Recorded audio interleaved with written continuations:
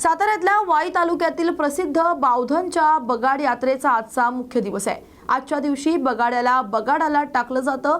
या बगाड यात्रेला पाहण्यासाठी महाराष्ट्रातून लाखो भाविक बावधन गावात येत असतात। डोळ्याचं पारणं फेडणारं बावधनची बगाड यात्रा असते। महाराष्ट्रातील सर्वात मोठी बगाड यात्रा ही सातारा जिल्ह्यातील वाई तालुक्यातील बावधनमध्ये पार पडते। काशीनाथाच्या नावानं चांगभलच्या जयघोषात बावधनच्या बगडाला सुरुवात झाली। छत्रपती शिवाजी महाराजांच्या काळापासून या बगाडाची परंपरा चालते।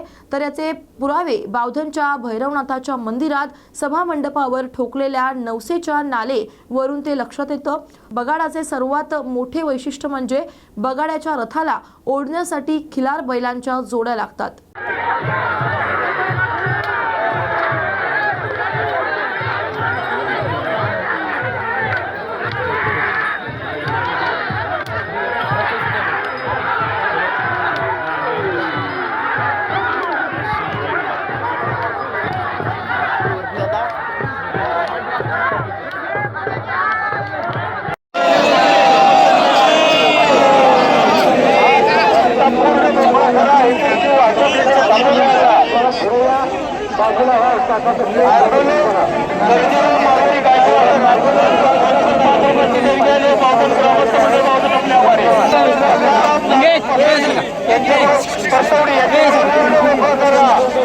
आणि आज नवस तुमचा पूर्ण होतोय, बगाड्याचा मान मिळालाय, काय नक्की नवस होता, कशा पद्धतीने सांगाल? नाव अजित बळवंत नानावरे। नवस मोठ्या बंधूंसाठी केलता। त्यांचे नाव सुनील बळवंत नानावरे। काय नक्की नवस होता? नवस याच्यासाठी केलता की ते त्यांचं लग्न म्हणजे 2010 पासून ठरवायचं चाललेलं। असं ठरायचं, थोडंसं काहीतरी कारण निघायचं आणि मोडायचं, असं हो नाही असं नाथसाहेबांना सांगून नवस बोलला की ते सगळं व्यवस्थित व्हावं, तुमचं बगाड घेईन म्हणून सोनेश्वरापासून बावधनपर्यंत। आज बगाड्याचा मान मिळतोय संपूर्ण गावामध्ये, आपल्याला आज मान मिळाला आहे। कशा पद्धतीने आहे भावना व्यक्त कराल की संपूर्ण जे महाराष्ट्रात सुप्रसिद्ध असणार बगाड आहे त्या बगाड्याचा मान तुम्हाला मिळतो? एकदम आनंदित आहे, खूप छान वाटतंय। असं म्हणजे वेगळाच काहीतरी दिवस असले असं म्हणजे बस पूर्ण उत्साहात आहे। कोल्हापुरात मोठ्या उत्सवात रंगाची उधळण करत रंगपंचमी सण साजरा झाला। रासायनिक रंग न वापरता यंदाही कोरड्या रंगांनी रंगपंचमी साजरी करण्यात कोल्हापूरकरांनी प्राधान्य दिलं होतं। यावेळी ठिकठिकाणी डीजेच्या तालावर थिरकत आबालवृद्धांनी मोठा जल्लोष केल्याचं पाहायला मिळालं। तर तरुणींसह महिला वर्गाने देखील मोठ्या आनंदानं यंदाची रंगपंचमी साजरी केली। जोरात आता चालू आहे, म्हणजे आधी पाण्याचं प्रमाण लय वेस्ट करतात, पण आता वाळ्या कलरनं म्हणजे यूज केलं जातं, म्हणजे पाण्याचं प्रमाण कमी केलं जातं आणि नैसर्गिक आणि कृत्रिम कलर। आधीच कसं जे कलर होतं ते स्किनला हानिकारक होतं, आता ते जरा चांगले कलर यूज वापर केला जातो। आता रासायनिक रंग जे आहेत ते आपल्याला आपल्या त्वचेला हानिकारक राहतात। त्याच प्रकारे जर आपण नैसर्गिक रंग वापरले तर ते आपल्याला वेळेअभावी उपलब्ध असतात। रासायनिक खतामध्ये काय वापरतात हे सांगता येत नाही, पण आपलं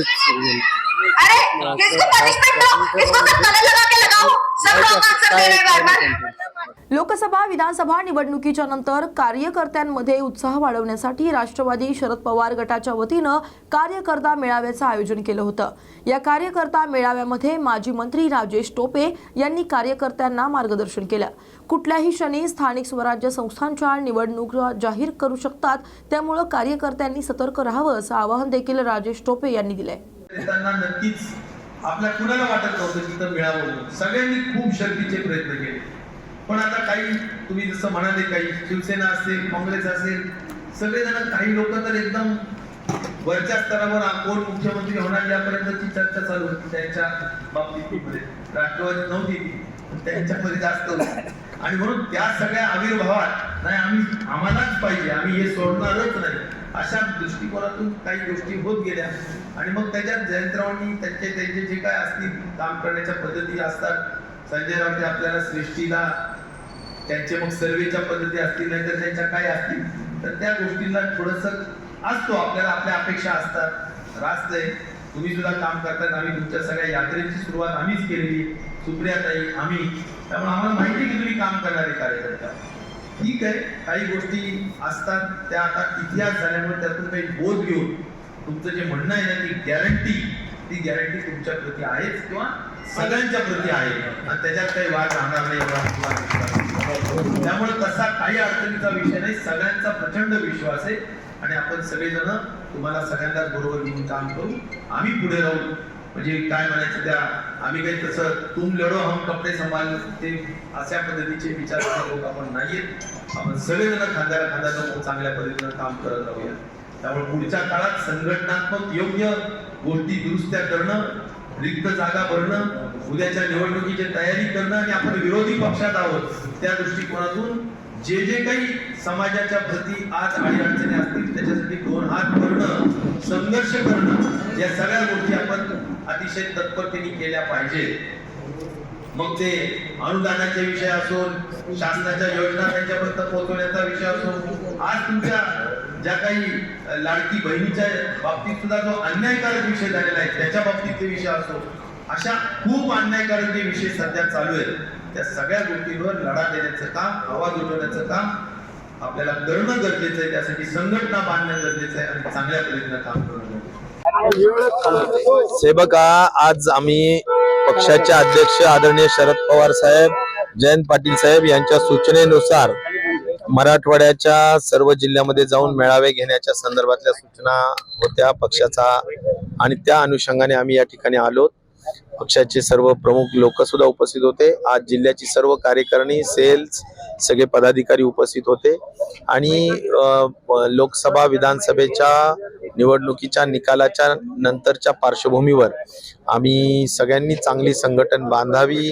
त्याचबरोबर एवढंच नाही तर खऱ्या अर्थाने ज्या काही रिक्त जागा असतील, लोक जे थोडेसे निकाल आणि नाउमेद झालेले असतात त्यांना पुन्हा जरा बळ देण्याचं काम केलं पाहिजे. या सगळ्याच पार्श्वभूमीवर आम्ही हा मेळावा घेतलेला आहे आणि येणाऱ्या स्थानिक स्वराज्य संस्था ज्या कधीही लागू शकतात त्या संदर्भात सुद्धा पक्षाच्या कार्यकर्त्यांना सतर्क केलेलं आहे आणि मला विश्वास आहे की आम्ही सगळेजण शाहू फुले आंबेडकरांच्या विचारधारेला धरून आम्ही कार्यरत राहूया. पवार साहेबांचा विचार हा पुढे घेऊन जाऊया, अशा पद्धतीची खोनगाट सर्व कार्यकर्त्यांनी मनाशी बाळगलेली आहे. जळगाव शिवसेना ठाकरे गटातील अंतर्गत वाद उफाळून येत चव्हाट्यावरती आलाय. एरंडोलमधील प्रमुख पदाधिकाऱ्यांनी भाजपमध्ये प्रवेश केल्यानंतर ठाकरे गट मोठ्या धक्क्यातून सावरत नाही. तोच आता जिल्हा संघटक गजानन मालपुरे, उद्योजक खूपचंद साहित्य यांनी संपर्क प्रमुख संजय सावंत यांच्यावर गंभीर आरोप केल्यामुळे शिवसेना ठाकरे गटाच्या वर्तुळात प्रचंड खळबळ उडाली आहे.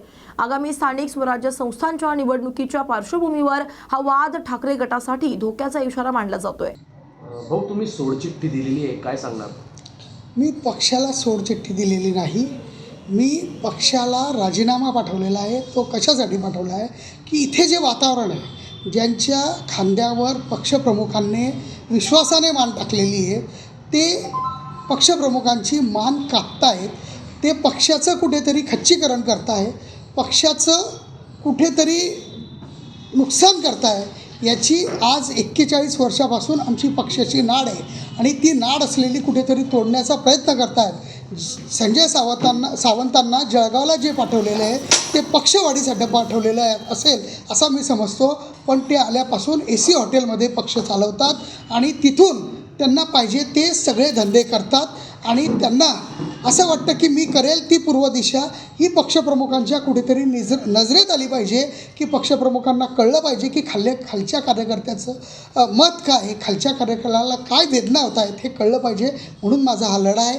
आज एका गजानन मालपुरेचा पक्ष म्हणून बळी गेला तरी चालेल, पण माझ्यासारखे जे असंख्य शिवसैनिक आहे त्यांना कुठेतरी न्याय भेटला पाहिजे, त्यांची कुठेतरी दाद पुकार हुंकार ऐकली गेली पाहिजे. म्हणून माझा हा लढा आहे. जिल्हा प्रमुख पदाची जी निवडणूक पार पडली त्या निवडणुकीमध्ये तुमचंही नाव चर्चेत होतं. तुमच्याऐवजी दुसऱ्याच्या गळ्यात ती माळ पडली, ही नाराजी आहे का?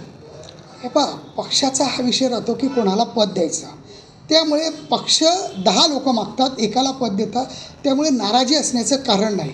पण त्याचे जे काही निकष लावले गेले आणि आम्हाला नाशिकला बोलवून जे आम्हाला विचारलं गेलं आणि विचारलं गेल्यानंतर जे पहिले ठरलेलं होतं तेच जर होत असेल तर मग आमचं नुकसान का करता, आम्हाला नुसतं चॉकलेट का दाखवता, आमचा बळी का घेतात, हे अंधारात का ठेवतात, हे आमचं दुःख आहे आणि ते माझ्यासारख्या असंख्य शिवसैनिकांचं दुःख आहे, म्हणून हे मी मांडण्याचा प्रयत्न करतो.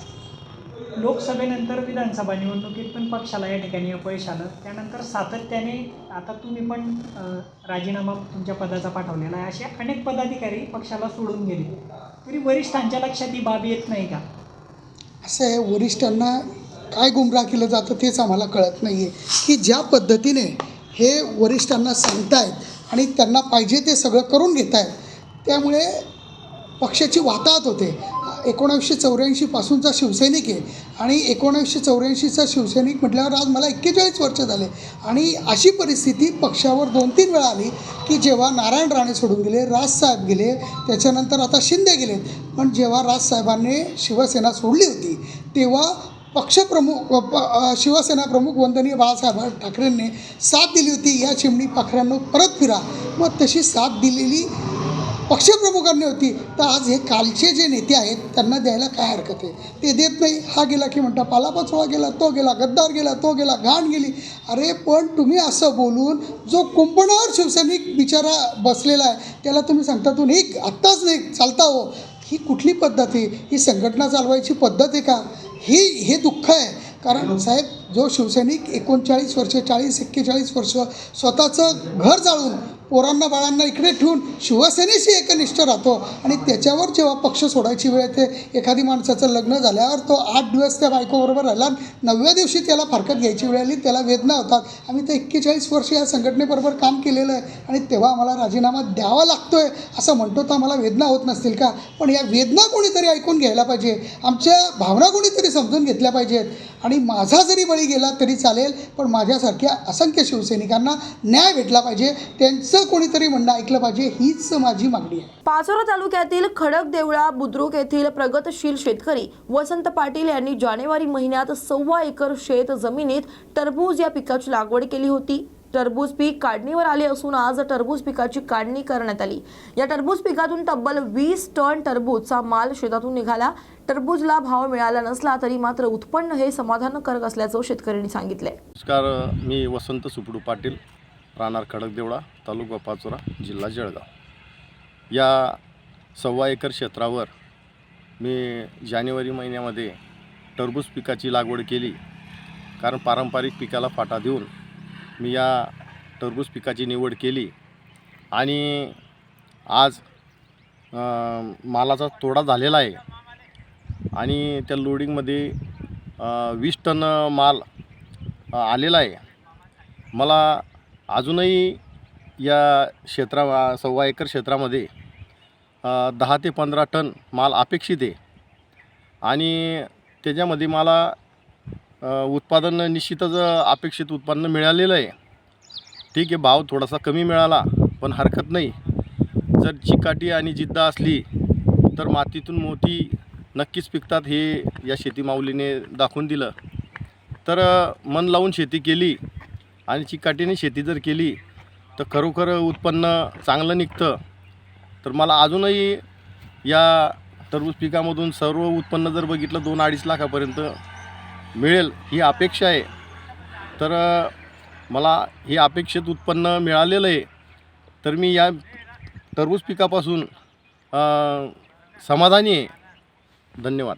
महाराष्ट्र राज्याचे लघु उद्योग विकास महामंडळाचे उपाध्यक्ष जगदीप जोगेंद्र कवाडे यांनी आज शिर्डीत साईबाबांचं दर्शन घेतलं. दर्शनानंतर त्यांचा श्री साईबाबा संस्थानाच्या वतीनं मंदिर विभाग प्रमुख विष्णू थोरात यांनी सत्कार केला. यावेळी त्यांच्यासोबत महाराष्ट्र राज्याचे लघु उद्योग विकास महामंडळाचे अन्य सदस्यही उपस्थित होते. विश्वरत्न महामानव डॉक्टर बाबासाहेब आंबेडकरांनी रायगड महाडच्या भूमीत चवदार तळ्याच्या पाण्याचा सत्याग्रह करून अस्पृश्य समाजाला पिण्याचं पाणी खुलं करून दिलं. या सत्याग्रहाचा 98वा वर्धापन दिनानिमित्तानं चवदार तळ्यावर राज्य आणि देशाच्या कानाकोपऱ्यातून मोठ्या संख्येनं अनुयायी दाखल झालेत. या ऐतिहासिक व क्रांतिकारक दिवसाचे महत्त्व जाणून रायगड पोलीस अधीक्षक सोमनाथ घारगे यांच्या मार्गदर्शनाखाली चवदार तळ्यावर महामानव डॉक्टर बाबासाहेब आंबेडकरांना पोलीस मानवंदना देण्यात आली. वर्धापन दिनानिमित्तानं चौदार तळे परिसरात आकर्षक रोषणाई व फुलांची सजावट करण्यात आली। या दिवशी विविध क्षेत्रातील मान्यवर, राजकीय नेते मंडळी, सामाजिक क्षेत्रातील मान्यवर, भीम अनुयायी, बहुजन बांधव मोठ्या संख्येनं उपस्थित राहून महामानवाला त्यांनी अभिवादन केलं।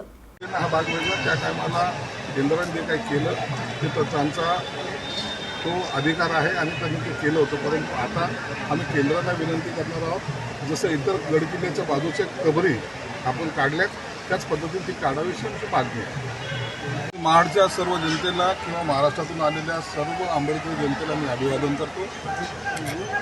आज या 14 तळ्याचा 18वा वर्धापन दिन आज तुम्ही पाहताय अत्यंत जल्लोषात जोशात साजरा होतो। बाबासाहेबांनी केलेली क्रांती ही लोक आजही त्याचं आठवण ज्या ठिकाणी दाखवत आहेत, त्यांची ज्या काही आठवणी त्याला आणखीन आम्ही उजाळा देण्याचा प्रयत्न करू।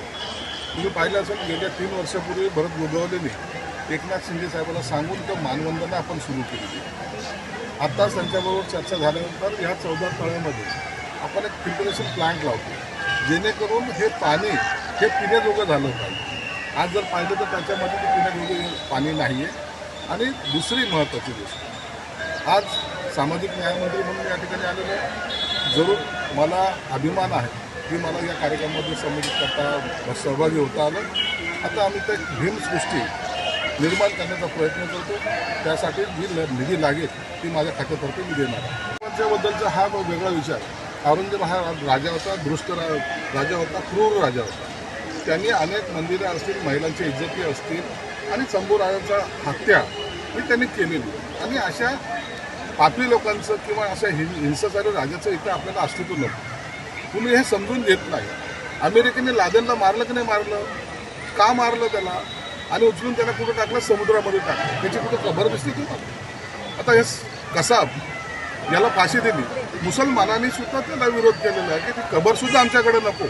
हेच धोरण मुसलमानाचं सुद्धा या ठिकाणी आहे। तुम्ही पाहत असाल कोणीही त्यांना सपोर्ट करत नाही, म्हणून आम्हाला औरंगजेबाची कबर इथे नको अशी मागणी आम्ही स्वतः केलेली आहे, आणि याचा लढा अनेक वर्षापासून चाललेला आहे। काही समाजकंटक आणि काही विरोधी जाणून बुजून याला हवा देत आहेत, जातीय तेढ निर्माण करत आहेत, परंतु त्याचा बंदोबस्त सरकार करणार। राज्यातील वाढत्या शेतकरी आत्महत्यांच्या पार्श्वभूमीवर शासनाचे लक्ष वेधण्यासाठी शेतकरी सहवेदना दिनानिमित्त चिखलीतील शेतकरी पुत्रांनी 1 दिवसाचा उपवास करून आंदोलन केलंय। राज्यभर 19 मार्च रोजी शेतकरी सहवेदना दिवस पाळला जातोय। या निमित्तानं चिखलीतील छत्रपती शिवाजी महाराज चौकात 1 दिवसीय अन्नत्याग आंदोलन करण्यात आलं। हे आंदोलन पक्षविरहित आणि सामाजिक स्वरूपाचं होतं, तर विविध पक्षातील शेतकरी पुत्रांनी यात सहभाग घेतला। या आंदोलनादरम्यान उपस्थितांनी शेतकऱ्यांच्या समस्या, आत्महत्या आणि कृषी धोरणांबाबत आपले विचार मांडले। भविष्यात संयुक्त लढ्याचे नियोजन करण्यासाठी बैठक घेण्याचा निर्णयही यावेळी घेण्यात आला। तसेच आत्महत्या केलेल्या शेतकऱ्यांना श्रद्धांजली अर्पण करण्यात आली। एक उपवास अन्नदात्यासाठी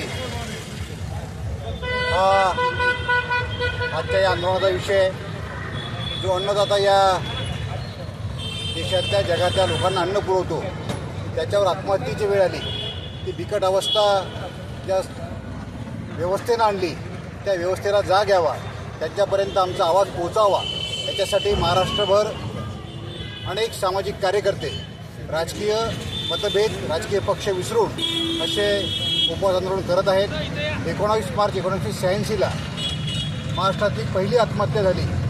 त्या आत्महत्येची नोंद सरकार दरबारी झाली। साहेबराव करपे पाटील या सदन शेतकऱ्यांनी आत्महत्या केली, आणि त्याच्यानंतर सुरू झालं आत्महत्येचं सत्र। काल परवा बुलढाणा जिल्ह्यातील देवळगाव तालुक्यातील शिवणी आरमाळचे युवा शेतकरी ज्यांना महाराष्ट्र सरकारचा पुरस्कार मिळाला असे कैलास नागरे यांनीसुद्धा आत्महत्या केली। त्यांच्यावरती पाळी या व्यवस्थेनं प्रशासकीय अधिकाऱ्यांनी आणली।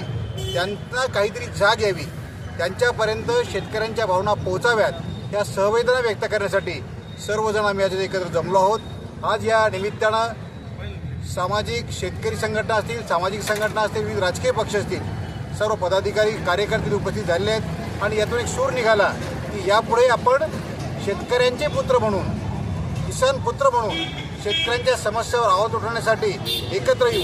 ही नांदी आहे शेतकरी जागे झाल्याची, आणि ही जी ठिणगी ही आता पेटेल, आणि जे सत्तेत असतील जे प्रशासनात असतील सत्तेत असतील त्यांना शेतकऱ्यांच्या समस्याकडे भान द्यावं लागेल. हा संदेश यातून द्यायचा आहे. दिशा सालियांच्या वडिलांनी स्वतः तपासणीची मागणी केली आहे. प्रसाद लाड यांची प्रतिक्रिया. आरोप होते की पुरावे नष्ट केले. आता तर खुद्द दिशा सालियांच्या वडिलांनीच रिट पिटिशन केले जे आतापर्यंत मीडियासमोर किंवा लोकांसमोर येत नव्हते. त्यांची मागणी देखील मी वाचली. याच्यामध्ये ते म्हणतात की मालवणीचा अधिकाऱ्याला SIT मध्ये घ्या. त्यांची मागणी होती की मला महापौर बंगल्यावर बोलून धमकी दिली गेली. या सगळ्या गोष्टीची चौकशी केली पाहिजे. आम्ही देखील विधानभवनात ही मागणी आता करणार आहोत आणि विधान परिषदेत देखील आम्ही मागणी करणार आहोत आणि सरकार त्यावरती योग्य उत्तर देईल. न्यायप्रविष्ट प्रकरण असल्यामुळे त्यामध्ये जास्त बोलणं उचित नाही. न्यायालय योग्य न्याय देईल. न्यायदेवता नक्की न्याय देईल असं मला वाटतं. पण सत्ताधारी पक्षाचे आमदार आहेत संजय गायकवाड, ते म्हणतात या आधी तपास यंत्रणेने तपास केला त्यात काही सापडलं नव्हतं, आदित्य ठाकरेंसंदर्भात काही सापडणार नाही असं शिवसेनेचेच आमदार बोलतात. संजय गायकवाड काय बोलले मला माहीत नाही. माझंही म्हणणं आहे की कोणावरही आरोप करायच्या आधी त्याची सत्यता पडताळली जाणं योग्य आहे. कारण त्या लोकांनी जसे आरोप केले तसे आम्ही आरोप करत नाही. परंतु निश्चितपणे त्यामध्ये जे कोण आरोपी दोषी होते, आता तर सालियांनी जे तिचे वडील आहेत त्यांनीच नावं कोर्टाला दिली आहेत. त्याच्यामुळे ते कोर्ट काय म्हणतं याचा निकाल येणाऱ्या 2-3 दिवसात कळेल. नजरकैदेत ठेवलं होतं, दबाव होता, सरकार संरक्षण देणार आहे का सालियन कुटुंबाला? त्या बाबतीत आता सरकार निवेदन विधान परिषदेत विधानसभेत करेल. आता सरकार कसं काय काढू शकतं? त्यांचे वडील स्वतः कोर्टात गेले जे आतापर्यंत 2020 पासून कुठेही पुढे यायला तयार नव्हते, जे दबावात होते. ह्याच्यामध्ये सरकारचा हात येतोच कुठे? राऊत असं म्हणतात की आता कोणता तरी दबाव आहे का त्यांच्यावर? सुनता राऊत काय बोलतो त्यावर मला काय बोलायचं नाही. मिटकरी बोलतायत की एकंदरीत औरंगजेबचं जे प्रकरण होतं त्यावरती संघाने कुठेतरी भाजपचे कान टोचल्यामुळे आता बगल देण्यासाठी दिशा सालियन प्रकरण काढलं. नाही, काही याच्यामध्ये काही तथ्य नाही आहे. औरंगजेबाची खबरी काढणार, निश्चितपणे काढली पाहिजे, आमची मागणी आहे. त्यामध्ये आम्ही कुठेही आम्ही वेगळ्या पद्धतीत विचार करत नाही आहोत. परंतु प्रत्येक गोष्टीचा एक वेळ असते. ज्यामध्ये औरंगजेबाची खबरी आजची नाही आहे, त्याला 300 वर्षाचा इतिहास आहे. ती त्याच्यावरती बांधलेला जो महाल आहे तो अनधिकृतपणे बांधला गेला. त्यामुळे सरकार त्याच्यावरती आर्किओलॉजी डिपार्टमेंटची सर्वांशी चर्चा करेल. ते किती लिगल आहे किती इलिगल आहे त्याबद्दल बघेल आणि निश्चितपणे त्यावर कारवाई केली जाईल. थँक्यू. महाराष्ट्र राज्य वीज निर्मिती रोजंदारी मजदूर सेना शाखा तिरोडाच्या वतीनं अदानी पॉवर लिमिटेड कंत्राटी कामगारांचे आजपासून न्यायिक मागण्यांकरिता आंदोलनास प्रारंभ करण्यात आलाय. संघटनेचे केंद्रीय अध्यक्ष भाई चैनदास भालाधरे यांनी आंदोलनाच्या पूर्वसंध्येला तिरोडा शाखेचे संघटना पदाधिकारी व कामगार बांधवांना उपोषणस्थळी भेट दिली. संघटनेचे केंद्रीय अध्यक्ष भाई चैनदास भालाधरे यांनी तिरोडा येथील हजारो कामगारांच्या अडीअडचणी प्रलंबित असून कामगारांना न्यायिक मागण्यांकरिता आंदोलन करावे लागते ही फार मोठी शोकांतिका असल्याचं म्हटलंय.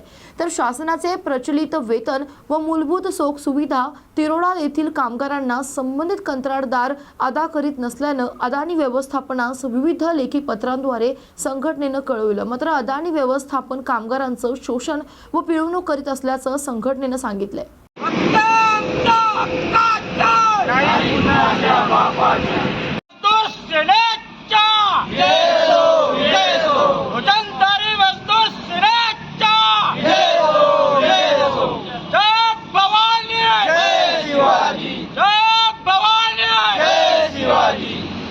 जळगाव तालुक्यातील शिवणी आरमाळ येथील शेतकरी कैलास नागरे यांनी सिंचनासाठी पाणी मिळावं या मागणीसाठी आत्महत्या केली होती. याच मागण्यांची राज्य सरकारनं त्वरित कारवाई तसेच 14 गावांची पाणी पुरवठा योजना सुरू करावी आणि आत्महत्याग्रस्त शेतकरी कैलास नागरे कुटुंबाला 25 लाखाची मदत करावी. मुख्यमंत्री देवेंद्र फडणवीस यांच्याकडे प्रस्ताव दाखवून त्याला त्वरित मान्यता देत प्रस्ताव सचिवालयात सादर करावा. यासह शेतकरी कैलास नागरे यांना शहीद दर्जा द्यावा यासह विविध मागण्यांसाठी शेतकरी नेते प्रकाश पोहरे यांच्या नेतृत्वाखाली बुलढाणा जिल्ह्यातील सोलापूर मलकापूर महामार्गावरील अंढेरा फाट्यावर किसान ब्रिगेड आझाद हिंद शेतकरी संघटनेच्या पदाधिकाऱ्यांनी रास्ता रोको आंदोलन केलंय.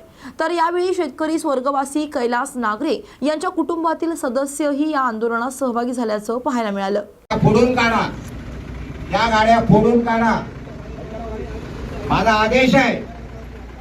मी स्वतः ती गाडी फोडून काढेन. वाटल्यास माझ्यावर वाटतील ते गुन्हे दाखल करावे. जर एका शेतकऱ्याची आत्महत्या होत असेल 10 शेतकरी आत्महत्या करत असताना जर हे शासन असंवेदनशील राहत असेल तर ह्याच्या पुढे फोडतोडीचा मार्ग आम्हाला मान्य आहे, बिलकुल मान्य आहे. काही चिंता करू नका. मी तुरुंगात जायला तयार आहे. पोलिसांनी कुमक मागवावी, पोलिसांनी इथं कुमक मागवावी, मला तुरुंगात घेऊन जावं, माझी तयारी आहे. त्या धरणामधून सिंचनाला पाणी जाईल, पिण्याला पाणी जाणार नाही ह्याच्या पुढे. हे आमचं धोरण आहे. आता ह्याच्या पुढे शासनाला म्हणा तुम्ही तुमचे धोरण आखत बसा. येणाऱ्या 2 वर्षामध्ये शासनाने त्यांच्यासाठी स्वतंत्र धरणं बांधावी, शहरातल्या लोकांना पाणी द्यायला. आमच्या शेतीवर बांधलेल्या, आमच्या पैशातून बांधलेल्या, सिंचनाच्या नावाने बांधलेल्या धरणाचं पाणी फक्त शेतीला जाईल, प्रायोरिटीने जाईल. तुमच्या कलेक्टरांशी तर मी सकाळी बोललो, त्यांनी उद्या मला भेटीची वेळ दिली 11 वाजताची. मी जातोय त्यांना भेटायला. हे सगळे प्रश्न मी त्यांना विचारणार आहे. तुमच्या आमदारांचे फोन आला काय त्यांचा मला, त्यांनी सांगितलं आम्ही मंत्र्यांसोबत बैठक लावली, पालकमंत्र्यांसोबत बैठक लावली. एका शेतकरी महाराष्ट्र सरकारने स्वर्गीय कैलास नागरे यांना न्याय द्यावा, त्यांच्या मागण्यांचा प्रस्ताव मुख्यमंत्री देवेंद्रजी फडणवीस यांच्यापर्यंत पोहोचलेला आहे. त्याला तत्वतः मान्यता देऊन सचिवालयापर्यंत तो प्रस्ताव पाठवावा. यासाठी शेतकरी नेते प्रकाश भाऊ कोरे यांच्या नेतृत्वात आज आम्ही या ठिकाणी रास्ता रोको करत आहे. कैलास नागरे यांचं बलिदान व्यर्थ नाही केलं पाहिजे. तो आवाज शासनापर्यंत, प्रशासनापर्यंत पोहोचला पाहिजे. शेतकऱ्यांना न्याय मिळाला पाहिजे.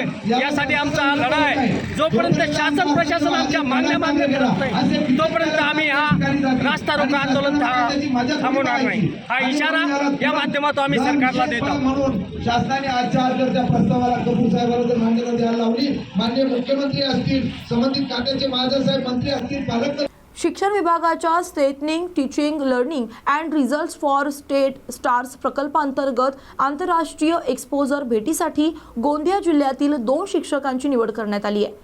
एक्सपोजर टूरचा भाग म्हणून राज्यभरातून एकूण 50 शिक्षक, अधिकारी व कर्मचारी सिंगापूरला भेट देणार आहेत.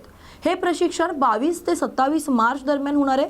तर आंतरराष्ट्रीय एक्सपोजर भेटीचा उद्देश शिक्षकांना जागतिक शिक्षण पद्धती, शिक्षणाचे अनुभव आणि 21व्या शतकातील शैक्षणिक कौशल्य जसे की अनुभवात्मक शिक्षण, गट अध्यापन, समस्या सोडविण्याच्या पद्धती आणि प्रकल्प आधारित शिक्षण यांची ओळख करून देणे असं आहे.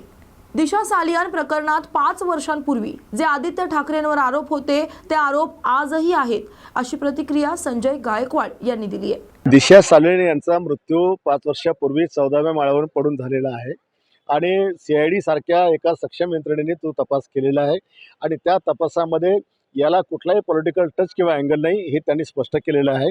परंतु शासकीय यंत्रणांनी केलेला तपास याच्यावर कदाचित त्यांच्या आईवडिलांचा विश्वास नसावा सालियांच्या, आणि म्हणून आपले मुलगी गेली, आपल्या काळजाचा तुकडा केला म्हणून त्यांनी हायकोर्टामध्ये न्याय मिळेल या भावनेने अर्थ हाक उच्च न्यायालयामध्ये ठोकलेली आहे आणि उच्च न्यायालयामध्ये याचिका स्वीकृत झाली आणि म्हणून आता तो प्रकार तपास हायकोर्टाच्या डायरेक्शनमध्ये कदाचित पुन्हा होऊ शकेल, पण त्यातून काय वेगळं निघेल असं काही वाटत नाही.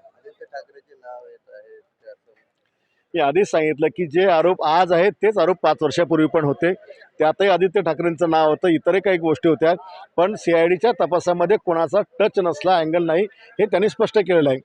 म्हणून मला नाही वाटत की त्याच्यामध्ये काय आता वेगळं होईल.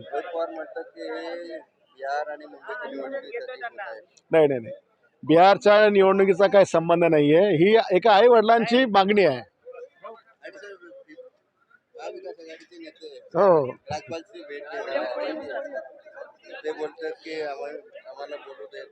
बघा महाराष्ट्राच्या विधानसभेमध्ये 288 आमदारापैकी 246 आमदार महायुतीचे आणि 42 आमदार फक्त विरोधी पक्षाचे.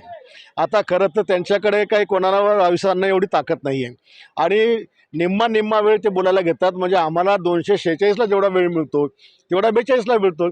कुठून त्यांच्यावर अन्याय होऊन राहिलेला आहे? उलट आम्हाला तर आमच्या लोकांना म्हणजे 3 पट वेळ मिळायला पाहिजे आणि त्यांना 1 मिळायला पाहिजे. त्यांना 1 तासातले 30 मिनिटं त्यांना मिळतात आणि आम्हाला 15 मिनिटं मिळतात. दिशा सालियान मृत्यू प्रकरणाची CBIकडून सखोल व निष्पक्ष चौकशी झाली पाहिजे या मागणीसाठी आज शिवसेना आमदारांनी विधान भवन परिसरात फलक झळकावत मूक आंदोलन केले. या हत्येत दिशाच्या वडिलांची काही लोकांवर संशय व्यक्त केलाय, तर ही अतिशय गंभीर बाब. दिशाच्या कुटुंबियांना न्याय मिळाला पाहिजे अशी मागणी शिवसेना आंदोलनांनी आंदोलनात केली आहे. तर दिशा सालियान हिच्या वडिलांनी हायकोर्टात धाव घेतली आहे. दिशा सालियानला न्याय मिळाला पाहिजे असं आमचं म्हणणं आहे. माजी महापौर किशोरी पेडणेकर यांचं नाव येत आहे. सालियान कुटुंबाला कोणी त्रास दिला का, दबाव टाकला का याची चौकशी व्हायला हवी असं शिवसेना आमदार डॉक्टर मनीषा कायंदे म्हणाल्यात.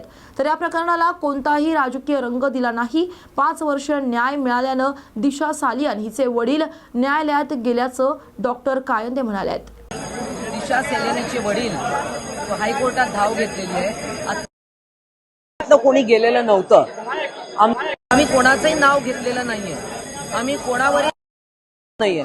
परंतु हा विषय एकदाचा त्याच्यात काय तथ्य आहे आणि कोणी हे सगळं दबाव आणला. त्यावेळी मुंबईच्या महापौर तत्कालीन किशोरी पेडणेकर यांचं नाव प्रामुख्याने येत आहे की त्यांनी कुटुंबावर दबाव टाकला.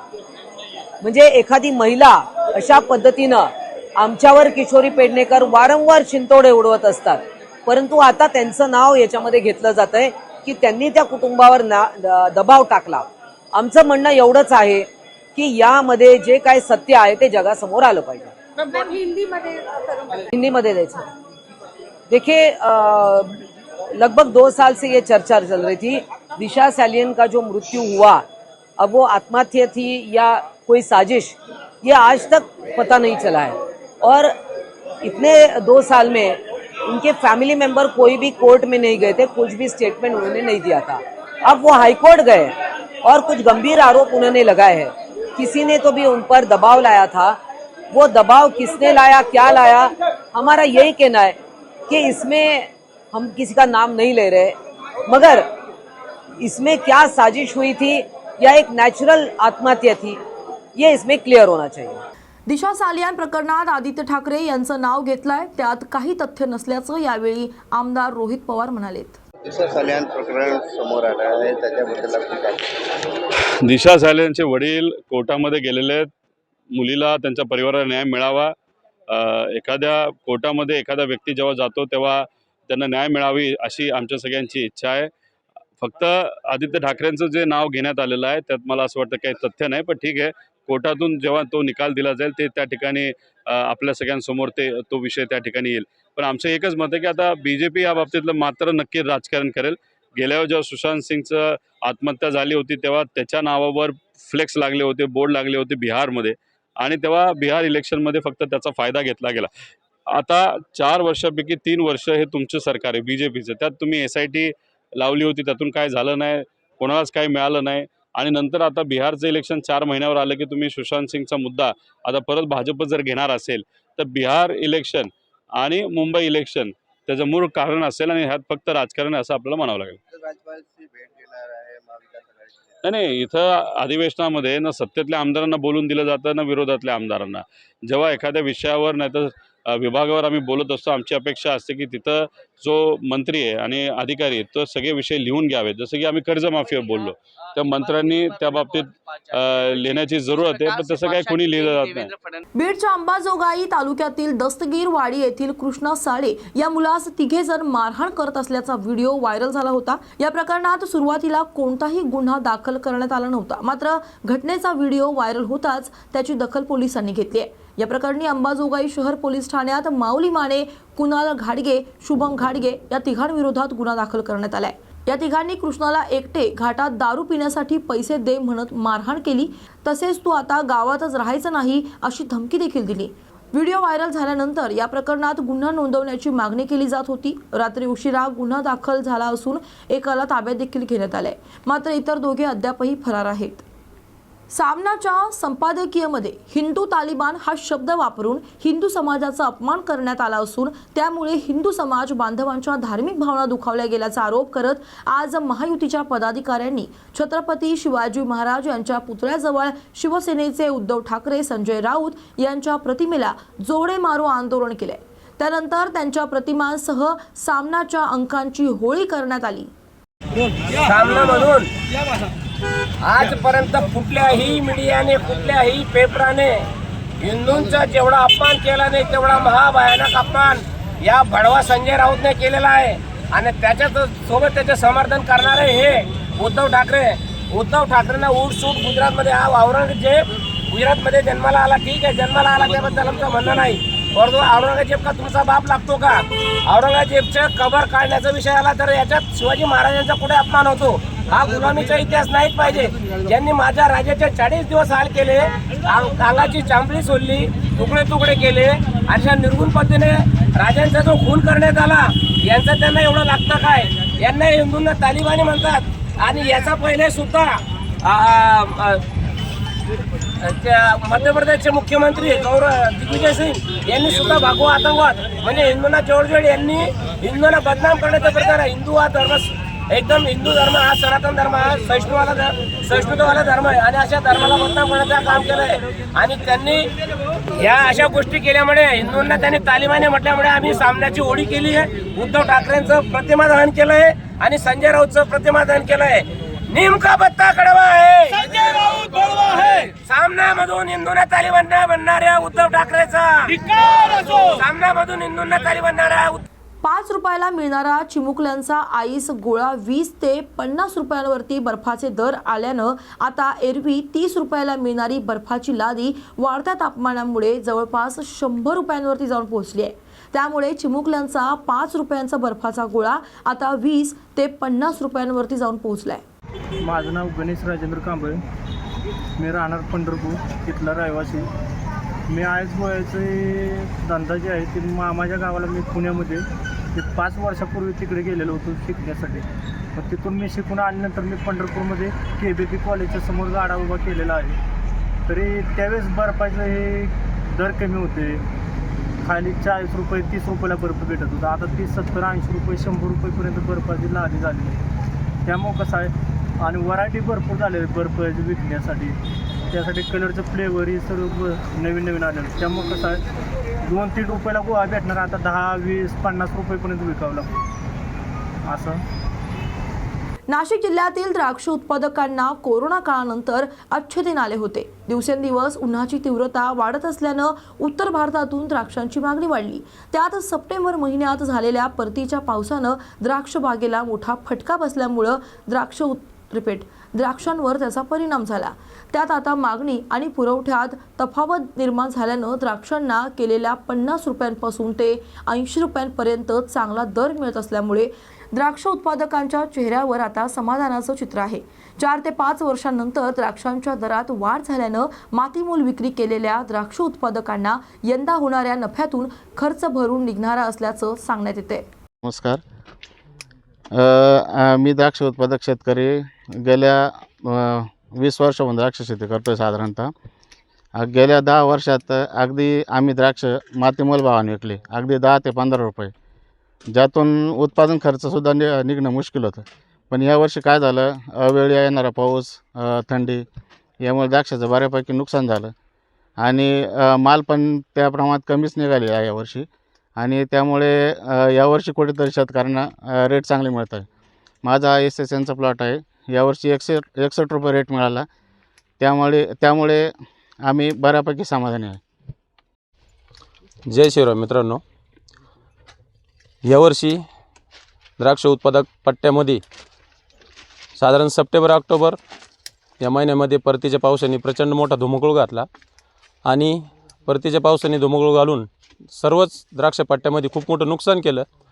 परंतु आम्ही द्राक्ष उत्पादकांनी रात्रंदिवस अहोरात्र कष्ट घेऊन राहिलेले जे द्राक्ष त्याच्यावर मेहनत घेऊन वेळप्रसंगी जास्तीत जास्त महागडे औषधं असतील, खतं असतील, त्याचं योग्य नियोजन करून दर्जेदार असे द्राक्ष तयार केलेले आहे.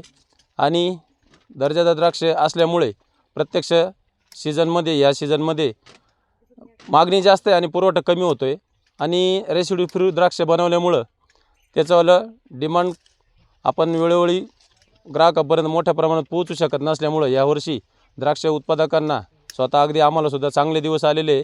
आणि कधी नव्हे ते कोरोना नोटबंदीनंतर यावर्षी द्राक्ष उत्पादकांना 2 रुपये जास्तीचे मिळत आहे. हे बघून नक्कीच चेहऱ्यावर समाधान वाटतं आहे. परतीच्या पावसामुळे माझ्या द्राक्ष उत्पादक शेतकऱ्यांचे चालू वर्षी खूप असे मोठ्या प्रमाणात नुकसान झाले असून या मोठ्या संकटावर द्राक्ष उत्पादक शेतकऱ्यांनी मात करून अप्रतिम दर्जाचे द्राक्ष बनवलेले आहे.